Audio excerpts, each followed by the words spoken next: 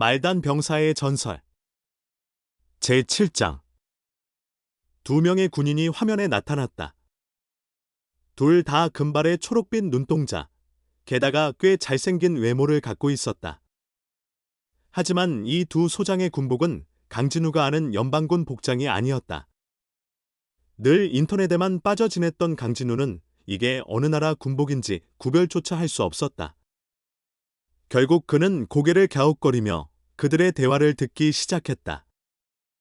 나이가 더 들어 보이는 소장이 젊은 소장에게 으슥하며 말했다. 듣자 하니, 달렌스. 요즘 전함은 통합형 기능이 대세야. 거대 전함 시대는 지난 세기 이야기지. 내 고함이 내 다기능 전함을 이길 리가 없잖아. 이 말을 듣자마자 강진우는 재빨리 머리를 굴렸다. 항공모함 기능을 갖춘 다목적 전함이라면 자신이 아마 이 나이 많은 소장의 부하 쪽인 것 같았다. 달렌스라는 이름의 젊은 소장은 비웃듯 입꼬리를 올리고 잔을 들어 술을 휘저으며 말했다. 카이스트 남장님, 듣기로는 컴퓨터 판정으로 이긴 이유가 상륙부대 덕분이라면서. 당신 자랑하던 1500척짜리 다목적 전함은 지금 몇 척이나 남았습니까? 카이스트 소장은 얼굴이 굳어졌지만 곧 억지로 웃으며 답했다. 어쨌든 우리가 이긴 건 사실이지 않나? 그럼 약속한 걸 넘겨줘야지. 달렌스 소장은 찌푸렸던 이마를 펴고 한숨을 쉬며 말했다. 노예 1000명 정도야 뭐. 이러도 괜찮지. 하지만 우리 임무는 신형 전함 기능을 시험하는 거였잖습니까? 이건 도대체 어떻게 보고할 건가요? 다목적 전함이 미래전에 적합하지 않다는 게 확실해졌는데? 카이스트는 냉랭하게 받아쳤다. 임무는 전함의 기능을 시험하는 것이지 미래전에 적합한지 따지는 게 아니야. 게다가 이 다목적 전함은 공작님의 제안이다. 설마 공작님의 안건에 불만 있는 건 아니겠지? 달렌스는 비웃듯 코웃음을 쳤다. 감히요. 전 단지 사실을 말했을 뿐입니다. 그리고 개인적으로는 백장님의 제안이 더 낫다고 생각하죠. 카이스트는 얼굴을 찌푸리며 일어나 손을 내저었다. 이만 됐다. 승자는 나다. 결과는 내가 통수본부에 제출한다. 그러고는 돌아서서 떠나려 했다. 달렌스도 잔을 비우고 일어나며 무심하게 말했다. 맘대로 하시죠. 그때 카이스트가 덧붙였다. 제국으로 돌아가면 약속한 물건 잊지 말라고. 달렌스는 차갑게 고개를 끄덕였다. 당신 것 빠뜨리지 않을 겁니다. 그렇게 통신이 끝났다. 강진우는 멍하니 하얗게 변한 화면을 바라보았다. 방금 일어난 일이 너무 충격적이었다. 두 소장이 일어설 때 그들 뒤편벽에 걸려있던 깃발을 보았기 때문이다. 검은 바탕에 금색 테두리, 중앙에는 은빛 독수리가 날개를 펼치고 있었다. 이 깃발은 아무것도 모르는 강진우조차 단번에 알아차릴 수 있었다. 저건 실버이글 제국이잖아. 고등학교 졸업 수준의 지식밖에 없지만 강진우도 실버이글 제국에 대해 어렴풋이 기억하고 있었다. 이름 그대로 실버이글 제국은 황제가 통치하는 제국주의 국가였다. 더 놀라운 건 아직도 노예제도를 유지하고 있다는 사실이었다. 13개 성계, 만여 개의 행정행성, 그리고 무려 5조 명이 넘는 인구, 그중 평민이 4조 명, 노예가 1조 명 가까이, 귀족은 고작 1000만 명 정도. 이건 고등학교 역사책에서도 강조하고 있었던 내용이다. 이런 실버이글 제국과 자유를 표방하는 말로 연방은 당연히 수백 번에 걸쳐 전쟁을 벌여왔다. 특히 블랙홀 폭탄이 발명되기 전까지는 말이다. 그 덕분에 접경 성계들은 거의 잿더미가 되었다. 전쟁의 명분은 노예 해방이었다. 하지만 막상 싸워보니 해방해주려던 노예들이 반대로 제국 편에 서서 연방군을 향해 총을 들었다. 강진우는 기억을 더듬었다. 노예들이 스스로를 노예라고 생각조차 안 했던 거지. 오히려 다른 나라 사람들이 자기들보다 못하다고 믿었으니까. 결국 연방은 노예 해방의 꿈을 접고 전쟁 명분도 잃었다. 블랙홀 폭탄이 등장한 이후에야 가까스로 전쟁이 멈췄고 수십 년 후에야 외교 관계를 복구했다. 그 과정에서 연방은 깨달았다. 우주에는 정말 다양한 체제가 존재하며 각국 시민들은 그 체제에 꽤 만족하며 살아간다는 사실을. 물론 일부는 싫어서 다른 나라로 몰래 이주하긴 했지만 말이다. 네트워크에 늘 붙어 살던 강진우도 알고 있었다. 연방 고위층이나 부자들이 실버익을 제국 가서 노예 사고 땅 사서 주인 노릇한다는 것. 다 뉴스에 나온 적 있지. 연방법은 국내에서 노예 소유를 금지했지만 외국에서 노예를 갖는 것까지는 막지 않았다. 게다가 실버익을 제국법은 노예 거래가 합법이었다. 결국 법망도 문제없었고 다들 버젓이 노예 생활 즐기러 간 거지. 강진우는 모를 리 없었다. 그런데 정작 그는 깨닫지 못했다. 자신이 괜히 으스대다가 우주의 평화 균형을 깨버린 장본인이 될 거라는 걸. 지금 각국은 극도로 긴장 상태에 있었고 말로 연방과 실버익을 제국 사이에 뿌리 깊은 앙금도 언제든 터질 준비가 되어 있었다. 하지만 강진우는 이런 상황을 전혀 몰랐다.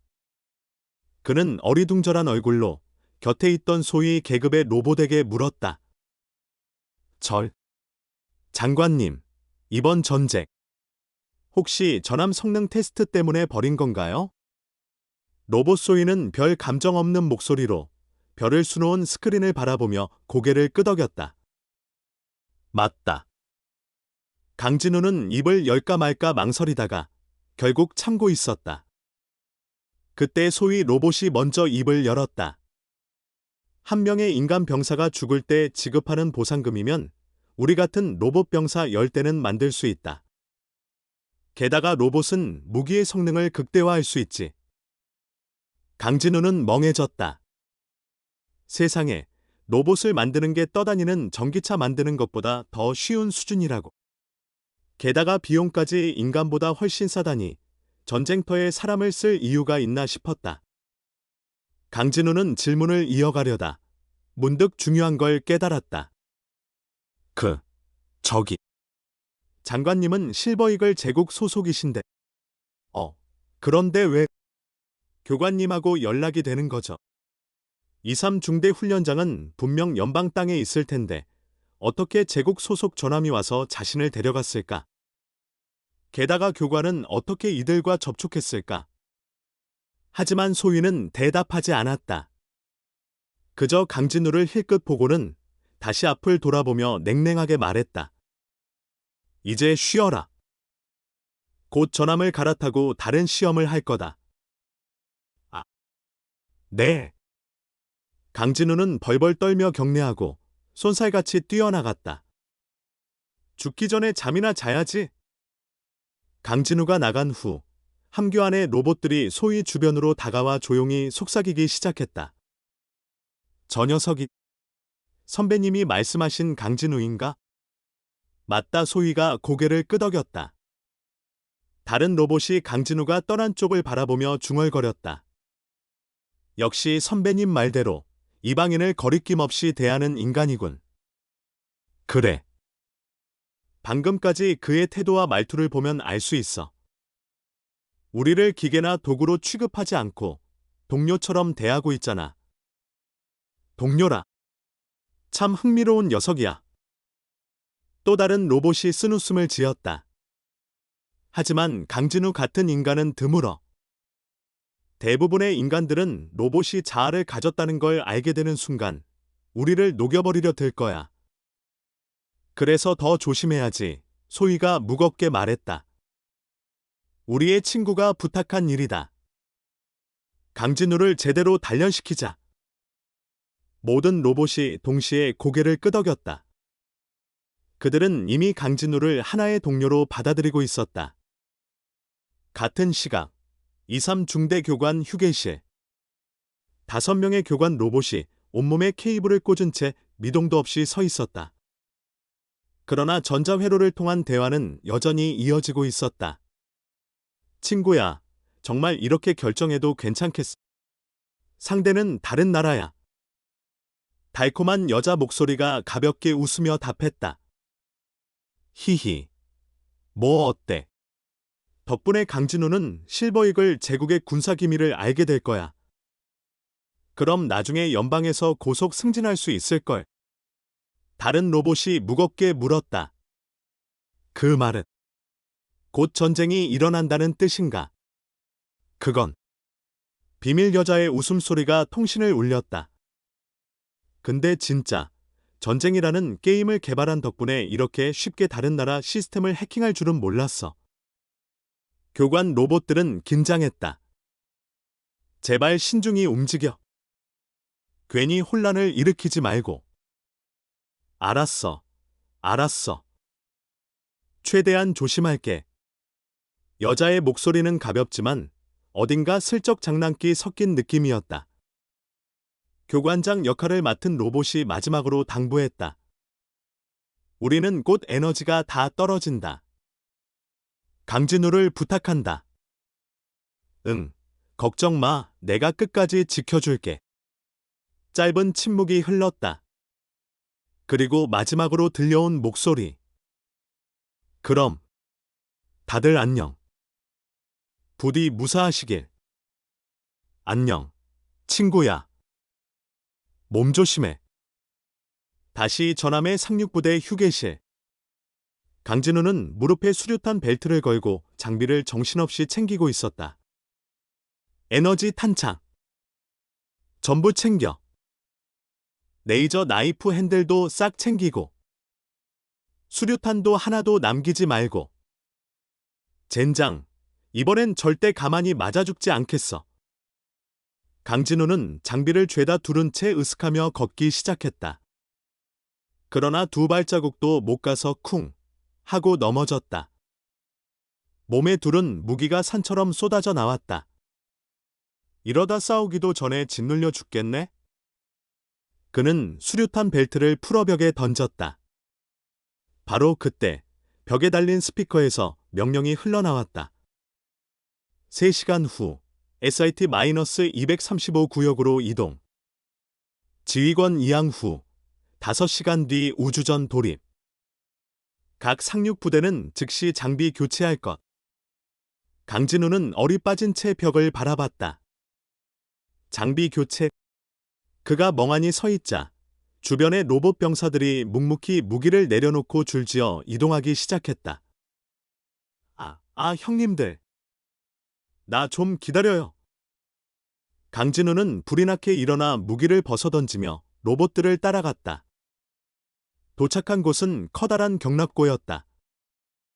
수십 대의 전투기가 반짝이며 줄지어 서 있었다. T자형 동체, 양념 미사일 포트, 정면엔 레이저 캐논. 강진우는 눈을 번쩍 뜨며 중얼거렸다. 진짜 전투기다. 진짜. 게임으로만 접했던 비행기를 이렇게 가까이서 보는 건 처음이었다. 만지고 싶었지만 주변에 수백 대의 로봇들이 묵묵히 경계하고 있었다. 꾹 참고 서 있던 강진우에게 로봇 소위가 다가왔다. 전자 패드를 들여다보며 무미건조하게 외쳤다. T만 31, T만 32, T만 33. 강진우. 이상은 조종사, 나머지는 정비 인원. 3시간 뒤 전투 준비 완료할 것. 소위는 무심히 돌아서 버렸다. 강진우는 어리둥절한 채 서 있었다. 그때 수십 명의 로봇이 일제히 강진우를 둘러쌌다. 수백 개의 녹색 광센서가 강진우를 응시하고 있었다. 뭐야 이 분위기. 덜덜 떨던 강진우에게 한 로봇이 조종복을 건넸다. 우리는 당신의 정비팀이다. 조속히 착용하고 시스템 세팅을 시작해야 한다. 정비팀, 강진우는 멍하니 조종복을 받아들였다가 이내 환호성을 질렀다. 운전. 아니, 조종수. 내가 전투기 조종하는 거야. 로봇은 시크하게 고개를 끄덕였다. 그렇다. 서둘러라. 주변을 둘러보니 다른 전투기는 이미 로봇들이 점검하고 있었고 자신 앞의 전투기만 텅 비어 있었다. 강진우는 허둥지둥 옷을 갈아입기 시작했다. 헬멧에서 차가운 목소리가 흘러나왔다. 레이저 조준기 조정. 3시 방향 29도. 미세 조정 3미크론. 잠깐만. L56이 어디야? 강진우는 조종석에서 버튼을 찾느라 진땀을 흘렸다. 모의 비행과 게임에서는 단순한 조작만 했지만 실제 전투기는 복잡한 시스템 덩어리였다. 하지만 이상하게도 손으로 직접 만져가며 조작할 때 강진우는 빠르게 요령을 터득했다. 로봇 정비반장에게 물어가며 그는 빠르게 이 제국 전투기의 조작법을 익혀갔다. 얼마나 시간이 흘렀을까? 경락고의 붉은 경고등이 켜지고 스피커가 울렸다. 10분 후 전투기 출격 준비.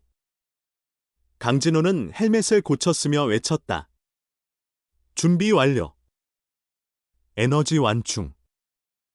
무장 완비. 점검 완료. 이상 없음.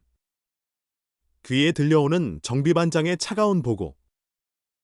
전투기가 자동 레일을 타고 발사구로 이동하기 시작했다. 4, 3, 1, 발사. 콱. 수십 대의 전투기가 동시에 우주로 튀어나갔다. 강진우는 이를 악물었다. 난 반드시 살아남는다. 나는 미래의 총사령관이야. 강진우는 엄청난 가속 압력에 이를 악물고 버텼다. 전투기가 우주로 튀어나오자 눈앞이 까맣게 변했다. 흑시연사. 게임에서도 봤던 거긴 한데 이건 진짜네. 강진우는 눈을 질끈 감고 전투기를 이리저리 흔들어댔다.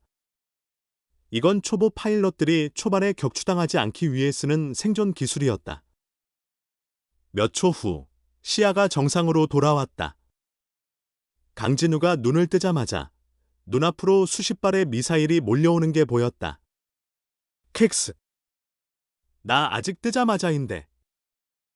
강진우는 비명을 지르며 가속 레버를 쥐어짜고 조종간을 힘껏 당겼다. 전투기는 번개처럼 치솟았다. 머릿속으로는 계산이 번개처럼 돌아갔다. 내가 이 헬멧을 써서 움직이는 파리도 잡을 수 있었잖아. 미사일 따위야. 강진우는 침착하게 버튼을 눌러 헬멧 후드로 목표를 띄웠다. 그리고 비행 경로를 급강화시키며 미사일을 뒤쪽으로 돌려버렸다. 물론 미사일은 방향을 틀어 다시 강진우를 쫓아오기 시작했다. 해, 넌 내 상대가 안 돼. 강진우는 눈을 빛내며 조준선을 움직였다. 미사일이 시야 안으로 들어오는 순간 그는 레이저를 발사했다. 찌! 펑펑펑. 연이어 미사일 몇 발이 산산조각 났다. 강진우는 한껏 신이 나서 전장을 스캔했다. 멀지 않은 곳에서 다른 전투기들도 치열하게 싸우고 있었다. 좋아, 간다. 기다려라, 이 자식들. 강진우는 기술을 틀어 전장 한복판으로 돌진했다. 한 달 후 23 중대 훈련기지 대강당. 5명의 로봇 교관이 강단 앞에 늘어섰고 강진우는 정중앙에 서 있었다. 강당은 고요했다. 강진우는 이제 막 전투 지역에서 돌아온 참이었다. 아직 익숙하지 않았다. 죽음과 총성이 가득했던 전장을 벗어나 이렇게 조용한 곳에 서 있다는 사실이 그는 한 달 동안 전장에서 살아 돌아왔다. 몸은 거칠게 그을렸고 체격은 훨씬 더 단단해졌으며 키도 8cm나 자라 178cm가 됐다. 둥글던 얼굴은 깎아놓은 듯한 날카로운 턱선의 얼굴로 변했고 크고 순진했던 눈은 날카롭고 영리한 눈빛을 띄었다. 그럼에도 그 눈빛 속에 아직 남아있는 약간의 장난기 덕분에 이 강인한 군인이 겨우 19살에 불과하다는 걸 알 수 있었다. 지금의 강진우는 완벽한 자세로 서 있었다. 심지어 가장 깐깐한 로봇 교관조차 흠을 잡을 수 없을 만큼. 강진우! 교관장의 목소리가 울렸다. 강진우는 반사적으로 발을 모으고 가슴을 펴며 힘차게 시선을 맞췄다. 쉬어. 교관장은 고개를 끄덕이며 말을 이었다. 오늘 이 자리에서 너의 졸업식을 거행한다. 강진우는 눈을 깜빡였다. 아직 훈련 기간이 끝나지 않았는데. 교관장은 그의 의문을 눈치챘는지 말을 이어갔다. 너를 데려갔던 전함에는 2000여 대의 로봇이 탑승했었다. 하지만 지금은 5에서 600대밖에 남지 않았다. 너는 그 지옥 같은 전장에서 살아 돌아온 전사다.